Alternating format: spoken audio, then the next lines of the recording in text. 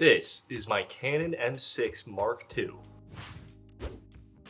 This is my main camera, and this camera has traveled all over the world with me.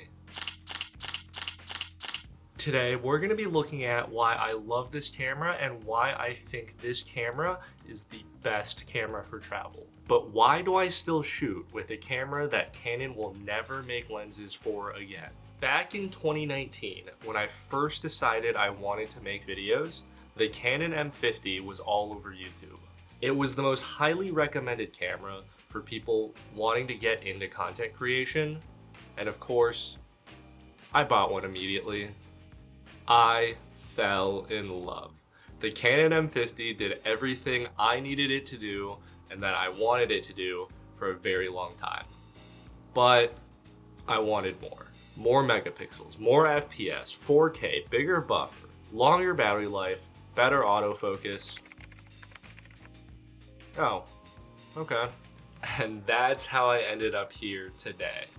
A camera system that Canon no longer supports, never had full frame, no log video, not even a viewfinder. But it's somehow the best? That's the thing about a discontinued platform. The lenses keep working, the sensor keeps shooting, but the price tanks. And that is exactly what happened here. You know how they say you date the camera body, but you marry the lenses? Not me. I've been married to this camera for years. Here's how. These EFM to EF adapters have opened up this tiny little camera to the entire range of Canon EF glass. I've been using these adapters, both the Canon standard adapter and the Viltrox speed booster, ever since I found out about them. These let me use any of the old Canon EF lenses, and we all know how many of those there are out there. I primarily shoot with the 24-105 f4L as well as the 70-200 f2.8L.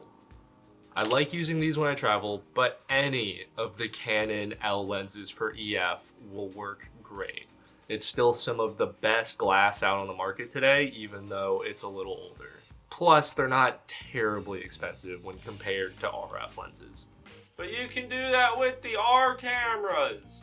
Well, hold on. That doesn't mean there aren't any good lenses that are native to the EFM mount. This is the legendary 22mm pancake lens for EFM. This lens alone makes owning an EFM camera worth it.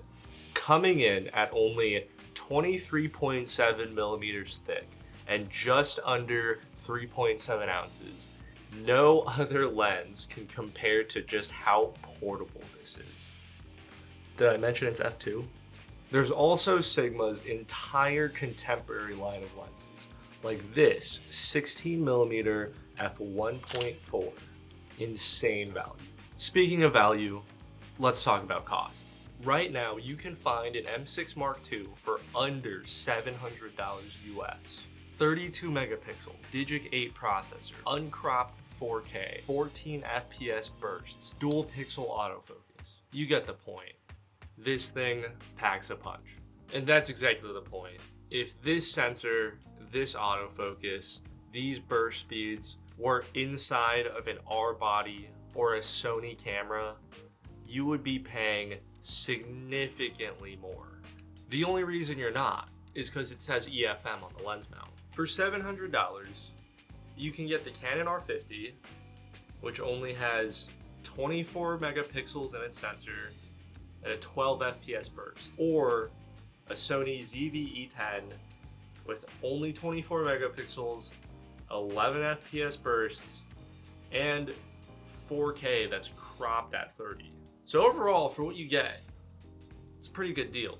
There isn't much on the market that competes with this much horsepower in such a small package. But what does this have to do with travel? I do not want to be carrying a larger camera with me while I'm traveling, especially not this humongous 1D. That's why this camera is what I choose to travel with. Even with this small rig cage, this camera is still an incredibly small and light package. Could I have something smaller? Probably, but also not without sacrificing features and with only marginal space and weight savings. Did I mention this camera has a dial for everything?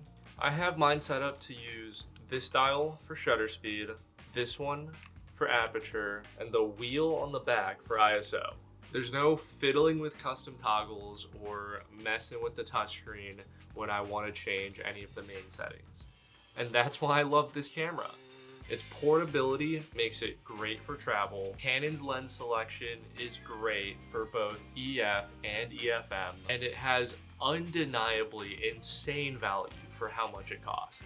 That is why the M6 Mark II is my ultimate travel camera. Hey guys, I just want to say thank you so much for watching. I know I haven't really been making content for a pretty long time now, and it feels pretty good to be getting back into it. If you made it this far in the video, please do me a huge favor. Drop a like, drop a sub, help me quit my day job. I'll be making more videos like this, as well as some other travel content. I'll be going to Japan next month, and I got a few videos that I'm planning on making there, so stay tuned for that. Once again, thank you guys so much for watching. It means a lot to me.